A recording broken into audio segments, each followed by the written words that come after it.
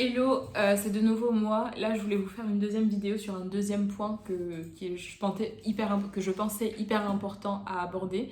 Parce que j'ai eu, comme je vous avais dit, c'est cool parce que je vous rencontre pas mal, je discute beaucoup avec vous de tous vos projets d'entreprise, de vos questions. Et en fait, ça m'apporte aussi bien à moi qu'à vous. Et parfois, j'en tire des leçons et je peux vous les partager par vidéo, donc c'est trop cool. Et là, une fois de plus, c'était avec une abonnée que j'ai rencontrée dans la vraie vie. Elle m'a parlé de son projet, on a discuté, c'était trop bien. Et je pense qu'un conseil que je lui ai donné, que je pense être utile, que je pourrais vous partager, c'est sur le côté où elle voulait créer, elle était sur la partie création de l'identité de sa marque, vraiment les visuels, quel type de couleur, quel logo, quel ton elle voudrait avoir avec sa marque. Et ça, c'est vraiment la partie qui m'intéresse le plus, que j'adore le plus en marketing, qui est la partie branding, pardon. Donc le branding, c'est de vraiment créer une marque, c'est le fait de créer une marque, que ce soit une marque personnelle, personal branding, c'est-à-dire une marque pour une personne, ou que ce soit une marque pour un projet, une association ou un business. C'est vraiment juste le fait de créer une marque. Et du coup, elle était dans le côté créer sa marque, et un problème qu'elle avait, c'était dans le choix des couleurs. Le choix des couleurs et le choix de la typographie, le type de logo, elle était vraiment bloquée sur cette partie-là. Et c'est quelque chose que moi aussi j'ai eu quand je créais ma marque. Et en fait, le problème qui s'est posé pour elle, c'est que en fait, elle a commencé par me dire que elle n'aimait pas du tout ce type de couleur-là, donc elle était plutôt sur ce type de couleur-là, qu'elle aimait plutôt des choses élégantes et chic. Et du coup, en fait, la question que je lui ai posée, c'est que elle est dans l'erreur si elle pense que sa marque doit refléter ses goûts personnels. Et c'est un truc que j'ai eu également, c'est une erreur que j'ai faite également, c'est que une marque, c'est censé refléter des valeurs, c'est censé transmettre que ce soit des valeurs ou que ce soit une offre en général. Parce que je suis désolée, j'ai les mots qui me viennent en anglais vu que je travaille la plupart du temps en anglais, mais du coup c'est compliqué de les traduire en français. Mais du coup, une marque est censée refléter une offre de produits et également des valeurs. Voyez-la comme une personne. Moi, par exemple, Muriel, je peux être une marque. Quelles sont les valeurs que je vous transmets? Quelle est l'image que vous avez de moi quand vous me voyez? Je peux être une marque à moi-même.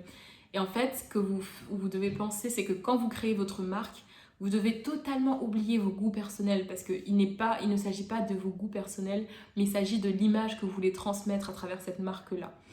Disons que demain, parce qu'elle était dans la cuisine, enfin pas dans la cuisine, mais dans l'alimentaire. Disons que demain vous voulez créer un restaurant de burgers.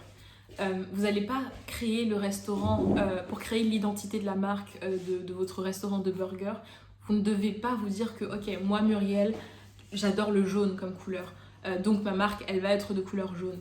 Non, vous devez penser à, ok, quel type de burger je veux créer. Est-ce que c'est des burgers plutôt vegan, healthy, c'est-à-dire sains? Parce que si c'est plutôt des burgers sains que je veux créer, je vais partir dans une couleur qui reflète le sain, vous voyez. Mais si je veux plutôt des burgers type américain, bah, là je dois m'inspirer des couleurs de l'identité américaine. Si je veux plutôt des burgers français, là pareil, je m'inspire des valeurs, de la culture, des couleurs de la France en général. C'est ça en fait, c'est comme ça que vous devez penser, c'est qu'est-ce que vous voulez refléter à travers votre produit, à travers vos produits et à travers vos marques comme valeur ou au niveau de votre produit. Si demain je veux créer une marque de jus d'orange, peut-être de jus d'orange organique, je sais pas, bio.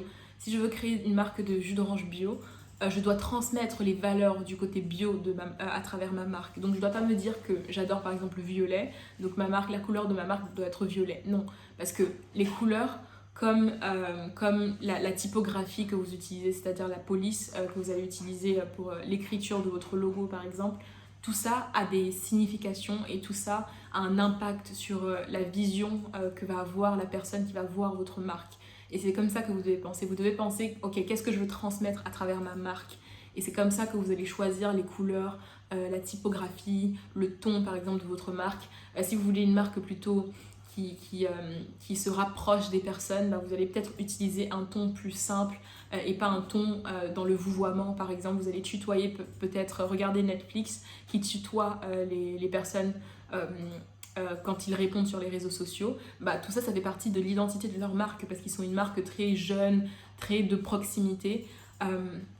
Donc c'est pour ça qu'ils ont choisi ce ton-là. Et c'est comme ça que vous devez penser qu'est-ce que vous voulez transmettre à travers votre marque. Et c'est comme ça que vous allez choisir les couleurs, la typographie, le ton de communication. Et c'est comme ça que vous devez penser en branding. C'est pas mes couleurs personnelles, ce que moi j'aime et c'est ce que la marque va représenter. Non, votre marque, à part si c'est en personal branding par exemple, votre marque en tant qu'entreprise n'est pas censée refléter vos goûts personnels, mais elle est censée refléter ce que vous voulez transmettre à travers la marque, ce que la marque est censée, ce que les gens doivent voir au niveau des valeurs de votre marque, au niveau des produits, c'est censé refléter ça et pas vos goûts personnels.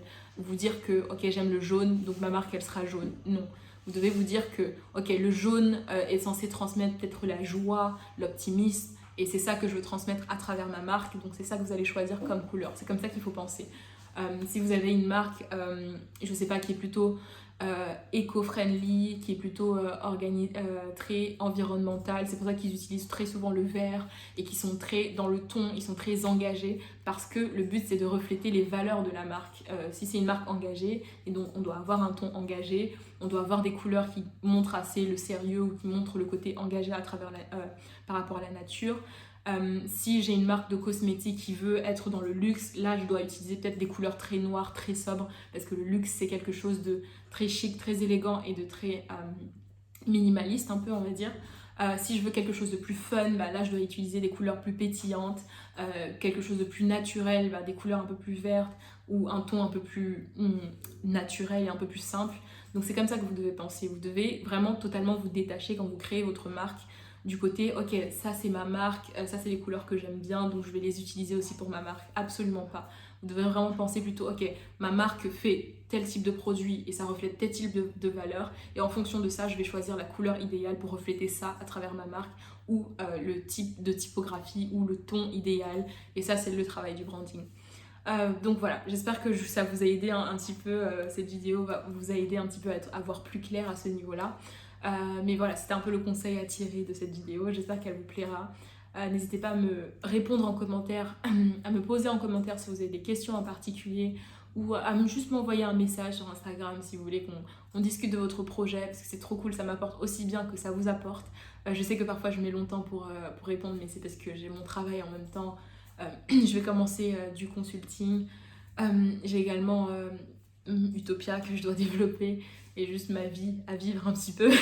Mais je prends du temps, mais je réponds à chaque fois.